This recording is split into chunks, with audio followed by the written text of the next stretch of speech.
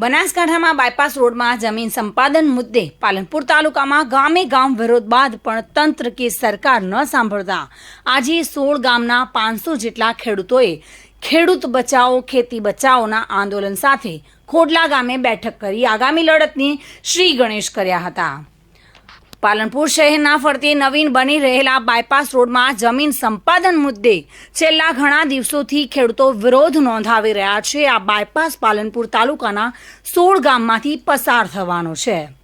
જેમાં 1500થી વધુ ખેડૂતો આ બાયપાસ રોડથી અસરગ્રસ્ત થઈ રહ્યા છે અને આ બાયપાસ રોડમાં ક્યાંક 100 મીટર અને ક્યાંક 70 મીટર જમીન સંપાદન થઈ રહી છે।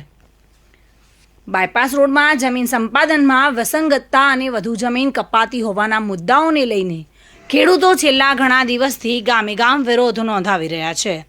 પરંતુ તંત્ર કે સરકાર દ્વારા કોઈ જ નિરાકરણ ન લાવતા હવે ખેડૂતો આખરે લડી લેવાના મૂડમાં જોવા મળ્યા છે।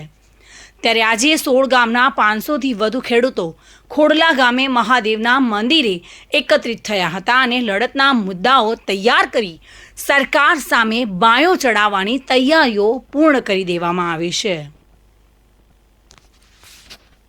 ખોડલા ગામે મળેલી આ બેઠકમાં પાલનપુર ભાજપના વર્તમાન ધારાસભ્ય અનિકેતભાઈ ઠાકર પણ ખાસ ઉપસ્થિત રહ્યા હતા। તેમને ખેડૂતોએ ખાસ વિનંતી કરી છે કે આગામી દિવસોમાં આ મુદ્દે સરકાર સમક્ષ રજૂઆત કરવામાં આવે અને ખેડૂતોના હિતલક્ષી નિર્ણય લેવામાં આવે। જો કે અનિકેતભાઈ ઠાકરે ખેડૂતોના જે કોઈ પ્રશ્નો છે તેમને સરકાર સમક્ષ મૂકીને તેનું નિરાકરણ લાવવા માટે રજૂઆત કરી છે। તમારા પ્રશ્નો હું સરકાર સુધી કેવી રીતે પહોંચાડી અને એનું નિરાકરણ આપણે સંવાદ થકી લાવી શકીએ એના માટે જ ઉપસ્થિત હતો આ વિસ્તારના એક જનપ્રતિનિધિ તરીકે। વાત તો ઘણી બધી પહેલેથી જ ખબર છે, અહીં આવ્યા પછી આજે બીજા 2-3 વિષયો પણ વિશેષ જાણવા મળ્યા, પરંતુ આપના જે પ્રશ્નો છે આ વિષય છે એ સરકાર સુધી પહોંચાડી અને એની અંદરથી કેવી રીતે આપણે માર્ગ નીકાળી શકીએ